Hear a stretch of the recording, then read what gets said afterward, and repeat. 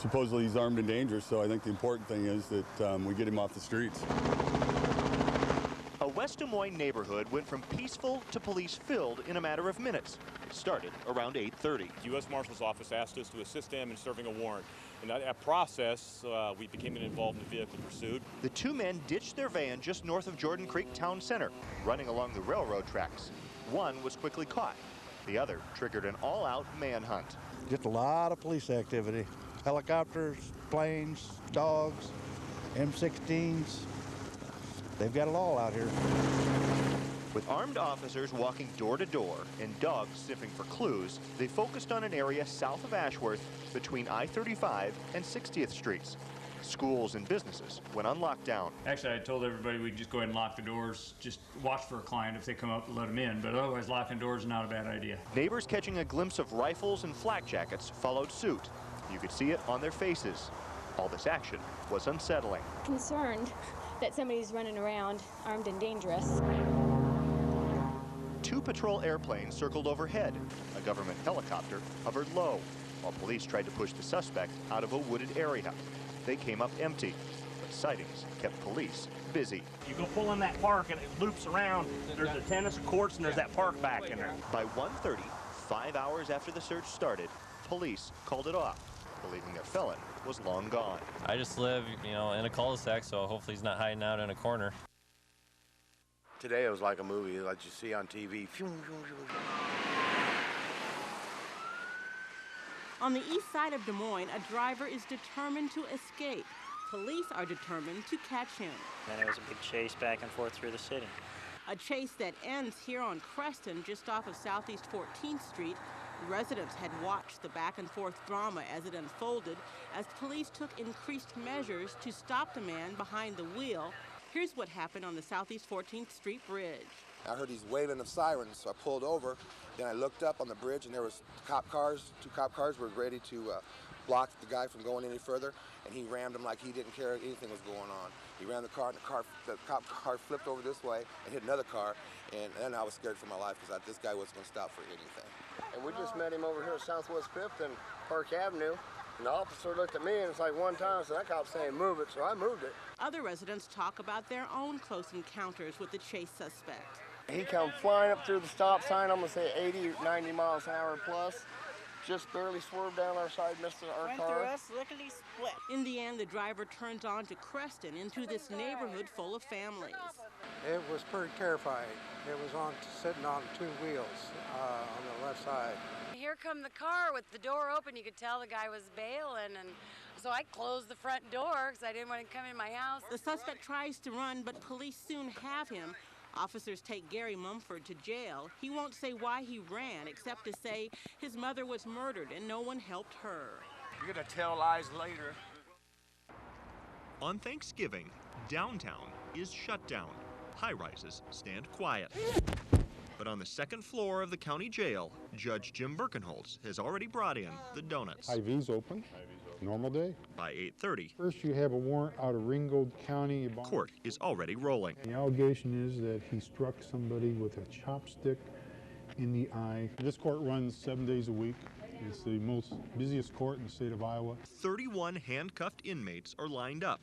They were arrested overnight. Your other charges are assault on a police officer. Whatever the charge. Meth and possession of drug paraphernalia. They land here. In the state of Iowa, you have to be able to see the judge within 24 hours of being arrested, so you know that someone has to be there. Even if it's Turkey Day. You just plan accordingly. Made our dressings last night and brined the turkey last night. Holiday duty rotates amongst the judges. One of the wildest draws? 4th of July, anything can happen. For 90 minutes, Birkenholtz reads the charges, setting bond.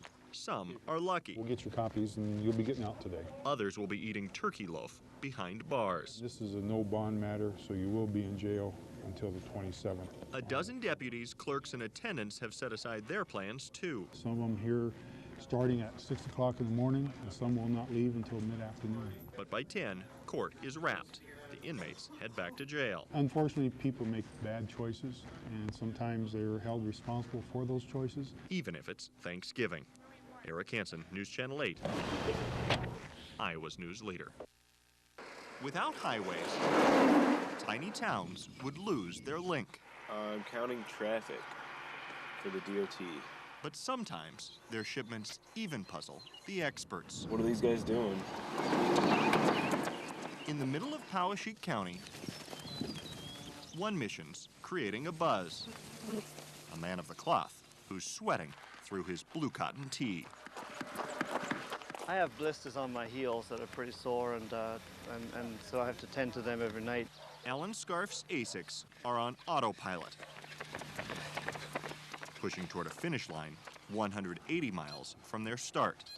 A 9-day quest. Because of the voice of my groaning, I am but skin and bones. That starts every morning in prayer. Lord, hear my prayer and let my cry come before you. This race's only runner Amen. is Iowa's only Episcopal bishop. Yeah. All right. He's run most of a marathon every morning the last 8 days. I think they're about 2 miles. Sometimes with parishioners. We're gonna try another 4 miles. Sometimes leaving them in his holy dust. The man who grew up in England is raising money for missions and connecting with congregations from Davenport to Des Moines. I pray every mile. 3 miles I dedicate for a particular church in the diocese, and I remember them as I plod along the road. Mile after rolling mile. He's got them in his prayers. Eric Hansen, News Channel 8, Iowa's news leader.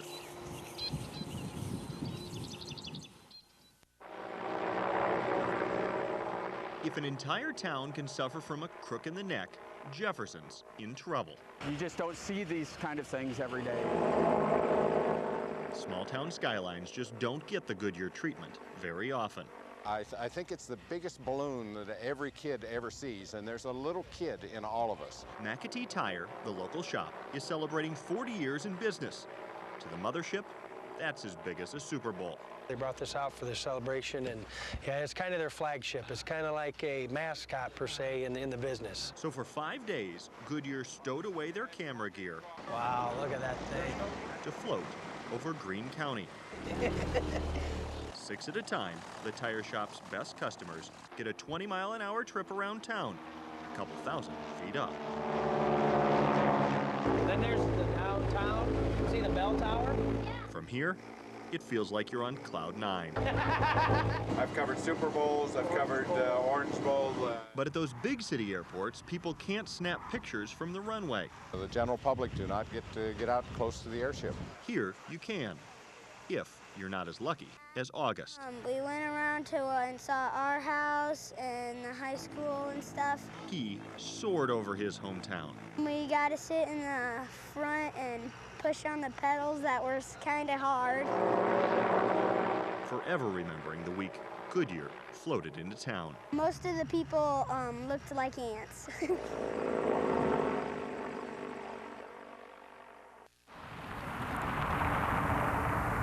3/4 of a century ago, a beat that wouldn't quit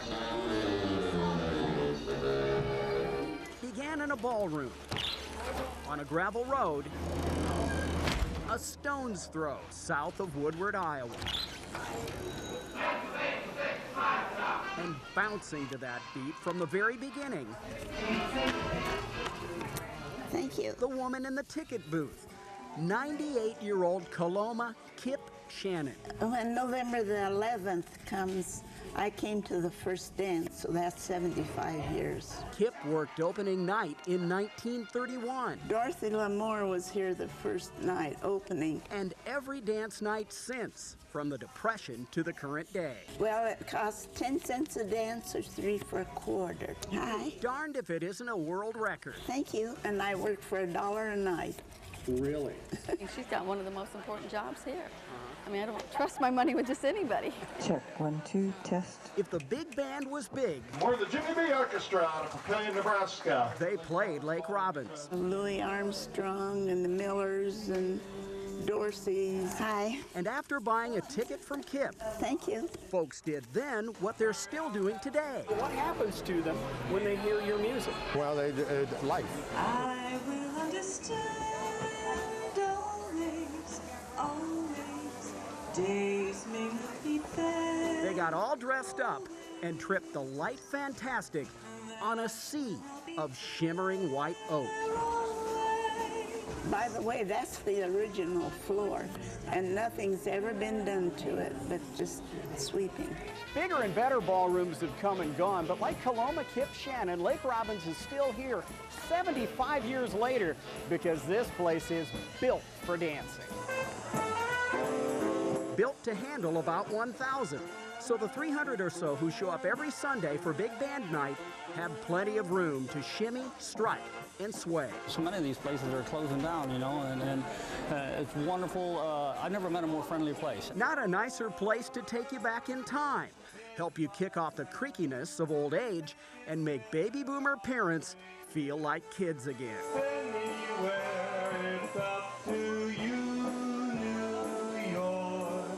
Three-quarters of a century ago, I think I have a customer. a beat that wouldn't quit began at the Lake Robbins Ballroom. Thank you. A beat Kip and her cronies just can't kick. Thank you. How are you? The heartbeat of big band ballroom dancing. Still beating strong near Woodward, Iowa. Steve Carlin, KCCI News Channel 8, Iowa's news leader.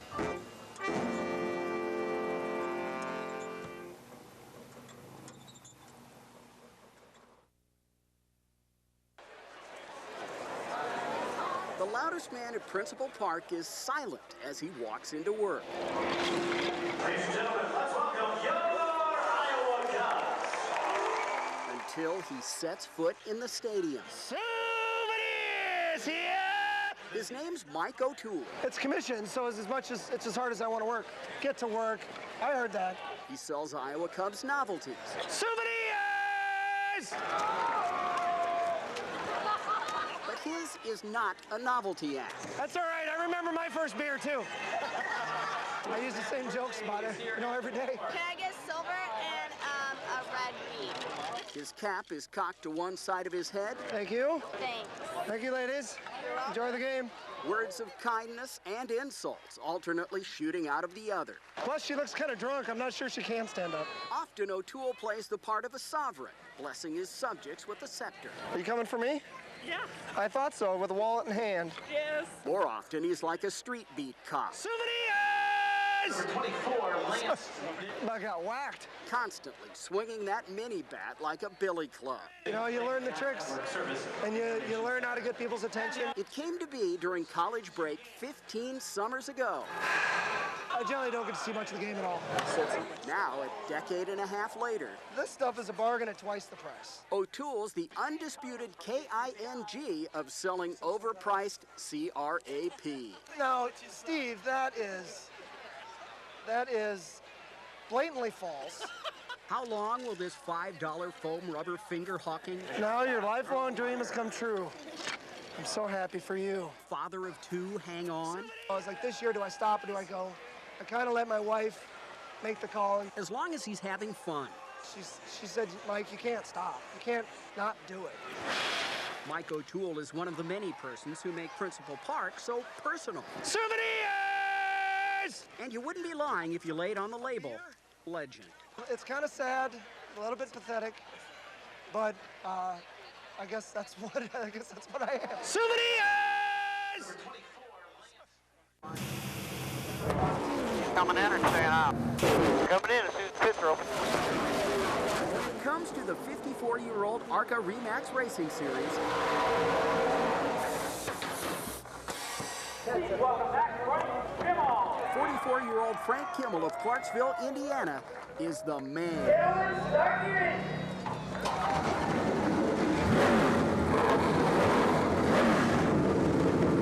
In 307 career ARCA starts, Kimmel has won 64 races. Green is out, go, go, go.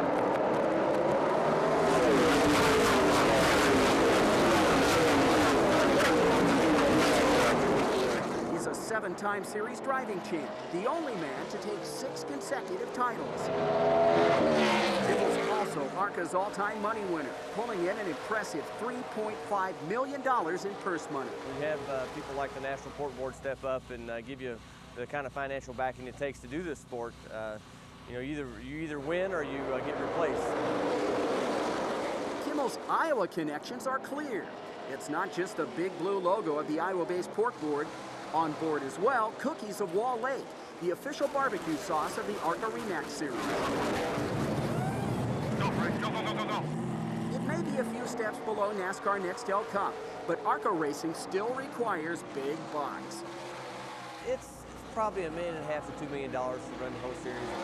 Kimmel's car is owned by Larry Clement of Fort Dodge. All right, on your bumper. Brother of Iowa Speedway president Stan Clement and Kimmel's race day spotter. You got the 62 car, about 1 car length back. Sunday, it was the high banked half mile at Winchester, Indiana.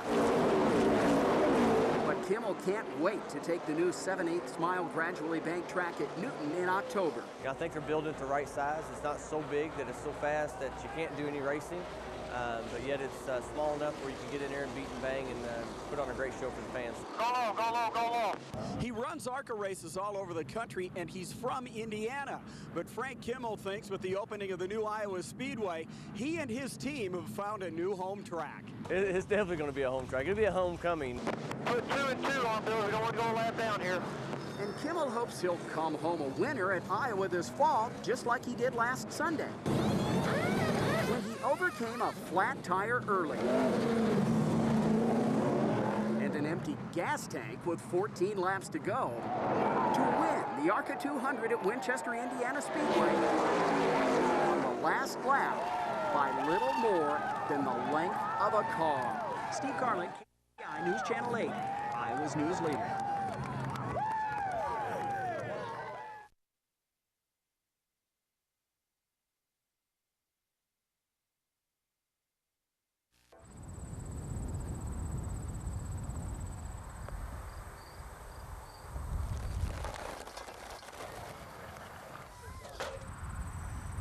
Confidence. You'll be all right. Attack it. Have fun. Try to give it to you a couple times. If you can't get fired up for this, great night, home field, playing the greatest sport there is. And you get to do it in front of a bigger audience than usual. Enjoy it. Welcome to the jungle, baby. Two types of players out there tonight. Two types of players. Those that give and those that receive. I think it's time for the Matter Tigers to go out there and give. And I'm talking about an old-fashioned whooping, baby. Let's take them to the woods. Let's go, Dad. There we go. Let's go, baby. Come on now. Let's go time. It's go time, baby. Welcome to the jungle. Want to hear some popping going on out there? This is where it all pays off, guys. This is where it all pays off.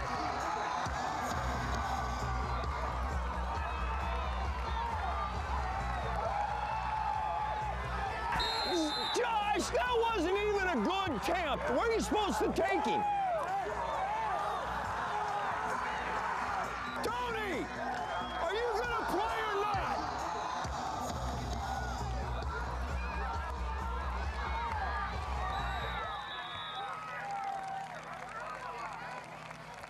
Just relax, bud. You'll be all right. Yeah, Doc thinks he broke it. You ever think you went to a gunfight with a knife and they had M16 machine guns? Holy mackerel. I'm not gonna have anybody left. You better be attacking on the outside. Get off the line of scrimmage and make a play here, gentlemen. We got to get some guys that want to step up and make plays. I can't get you in a perfect play every time. Sometimes you guys gonna have to make a play. Right.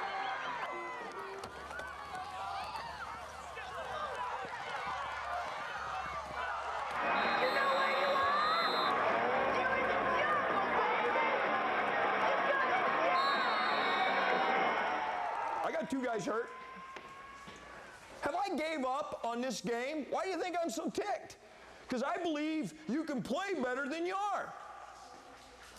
Now, that said, let's fix it. Like Coach says, we got the damn lead. Let's go out and win the thing.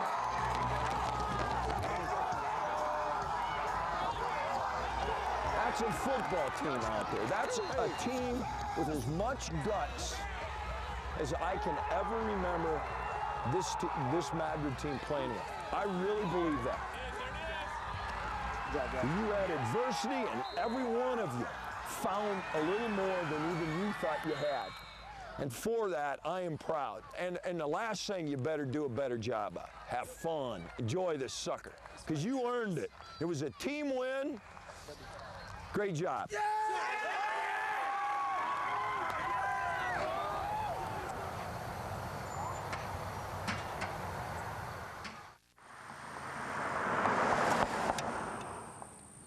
I'm willing to talk about it because maybe it will help somebody else. And God gives you things for a reason. It was a warm September afternoon we first met Martha Parkey. But I ask you to please let me breathe. At the time, doctors were telling her she had 2 to 6 months to live. To be very honest with you, it did not hit me like a ton of bricks. It was like the hand of God was there. I have congenital heart failure, but I've had it a long time. Inside this living room is where Martha now spends much of her time. Oh, I can't breathe without oxygen at all. But she is not confined here, and she is certainly not confined to feeling like she's dying. Facing death isn't a problem, nor death itself isn't a problem. And I don't want to die, and I don't don't get wrong here. I've spent a lifetime getting ready for this moment, and that moment is finally here. Like many baby boomers, Martha's daughter Roneen has become her caregiver. Oh, I'm blessed to be at home with her. But faced with medical issues and situations she's never dealt with before, Roneen takes the advice of Martha's doctor and calls hospice. Death is a part of life just as birth is. We can't change that. Whatever we can do to make it less difficult, we'll do our best. And even some things that they can do at the hospital, we can figure out a way of doing it at home if that's what they want. That is exactly what Martha wants, to die at home, surrounded by the things, the memories, the family she adores. And I want her to be as in control of her life at this moment as she was when she was 21. To really understand Martha's decisions about dying, it helps to understand her past. My grandma took me to church. Every time they opened the doors, I'd go with her. There was a lot of Bible reading in my family. Faith, family, and friends make up who she is. The people who know her best will tell you honesty and humor are a trademark. Try to get some insight in the Bible, but I ain't gonna sit there and tell you to lie and say I got some. Along with religion, her African-American heritage is something of which she is very proud. Artwork lines the walls inside her home on Des Moines' East Side. Her granddaughter's painting of Dr. Martin Luther King, blackface ceramics, an acknowledgement of a past most people would rather forget. She loves that stuff and celebrates our heritage, whatever it is. It's our past. It's part of that honesty, that humility Martha developed over the years. My mother loves parties. She's given a lot of parties. I mean, these rooms echo with friends, This year, there's one party too big to fit within these walls. Mama gets to see Jimmy. Oh, yeah. Hi, honey. For Martha's birthday, September 17th, more than 40 friends filled a back room at this Des Moines restaurant. I've known you longer than I've known anybody. You and Babs. I know it's the truth. Bless you. God bless you too. God, thank you for still being my friend. What is it like to be 16 all over again? How about 27? And as with everything, humor dominates this day. Hi, that's my camera crew. That's right. Has she changed much over the years? Not in spirit, except for, of course, she's not well, and none of us are as healthy as we used to be. But she still has the same spirit. She still is very outspoken. You haven't called me all week. Been busy. Doing nothing. Surrounded by friends, flowers, and food, Martha enjoys the beginning of her 82nd year. How you doing? I'm so glad you came. Thank you. Martha is grateful for the afternoon, the presents she told people not to bring. And as Roneen tells it, Martha wasn't even supposed to make it this far. When I was 4, my mother had tuberculosis. and was not expected to live. So grateful to God to have her. I'm 58. That's 54 years that God has given her to me. I'm just grateful. Happy birthday. Thank you.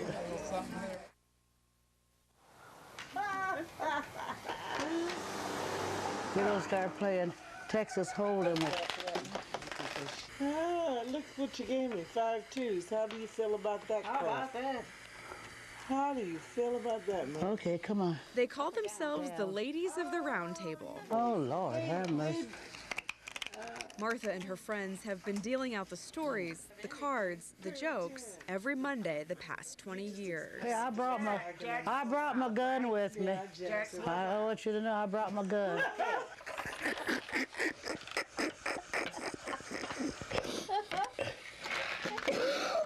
Even though her congestive heart failure is getting worse, Martha rarely misses her Monday meeting. Would you like a sip of oxygen?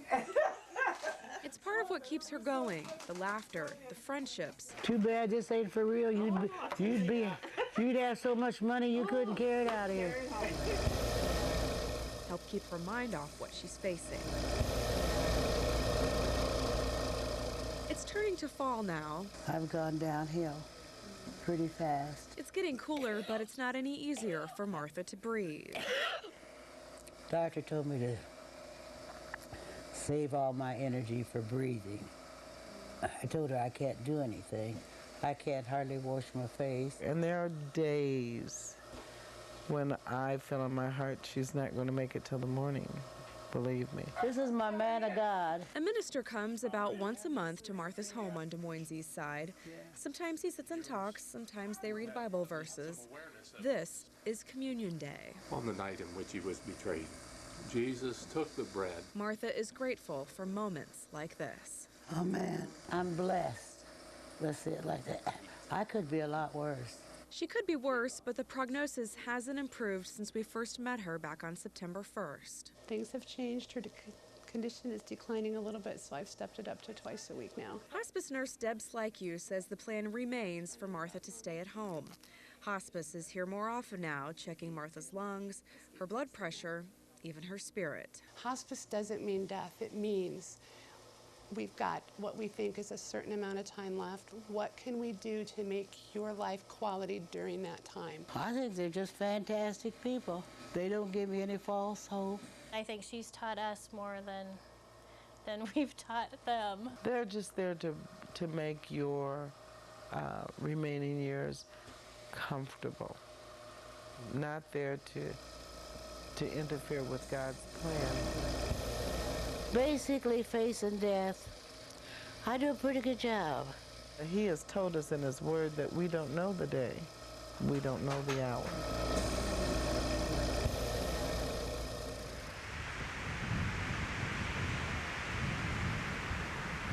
On Tuesday, she told me I'm dying, and it was obvious that she was dying.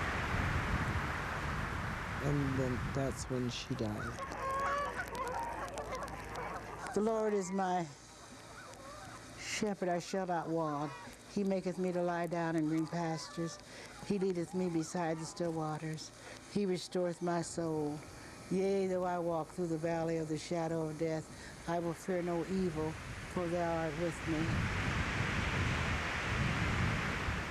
Thy rod and thy staff, they comfort me. Thou preparest a table before me in the presence of my enemies. Thou anointest my head with oil. My cup runneth over. Surely goodness and mercy shall follow me all the days of my life, and I will dwell in the house of the Lord forever. In the mighty and the precious name of Jesus the Christ we pray, and all would say amen. Amen.